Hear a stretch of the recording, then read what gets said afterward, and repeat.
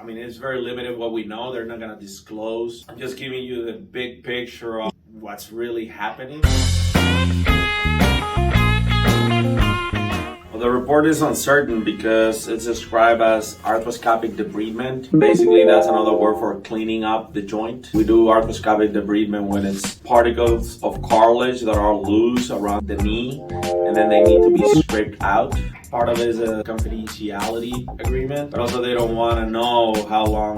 They don't want other teams to know how long Lonzo Ball is going to be out. Yeah. Based on that information, I think he has some sort of cartilage lesions. Whether or not they were caused by the meniscus injury or were there prior to that. That's what's described as a bone bruise. Different ways to address a bone bruise with a cartilage lesion. You can scrape it out, which is what they're proposing here to provide some comfort.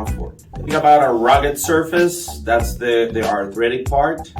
If you scrape out that rugged, irregular surface, the body produces a new film, smoother film of cartilage.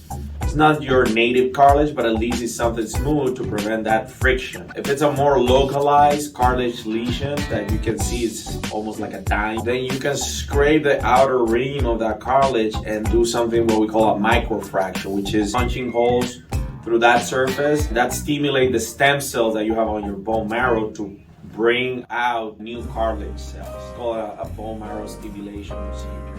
If the bone underneath the cartilage is involved to a deeper extent, the cartilage is gone and that piece of bone is gone. So you need to take out that plug of bad bone and put a new healthy plug of cartilage and bone, and that's it. So based on this information, which is arthroscopic debridement, I think they're gonna try to do the simple, quickest recovery because they're expecting for him to be back 4 to 6 weeks out.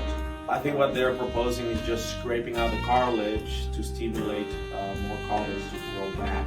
The other procedure that I was telling you, the bone plugs and the microfracture, that can take 3 to 6 months for recovery. And in a player that is being paid millions of dollars, every time that he spends out of the injuries is money that helps the organization. So they're gonna try to address less is better in this set. But that's a big picture of what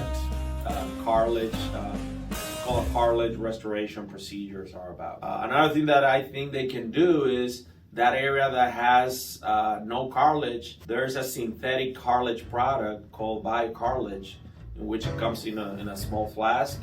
It's like a putty made out of cartilage cells, so you just clean it out and put it in that place, patch it up. And that also stimulates new cartilage cells. That's more about biologic technology to improve healing of the cartilage defect that he probably has, rather than just scraping it out and letting your body produce that. But those are expensive products. In an NBA setting, cost is not an issue. They have infinite amount of money. In the normal population, well, it depends on insurance and it depends on the ability for the patients to pay for that product. Most likely it's not covered by any insurance. By the FDA, anything that is related biologics or stem cells is considered experimental. So the health insurances rely on that just not to cover it. All right, until next one. Try one in Spanish. Okay, amigos, hasta la próxima.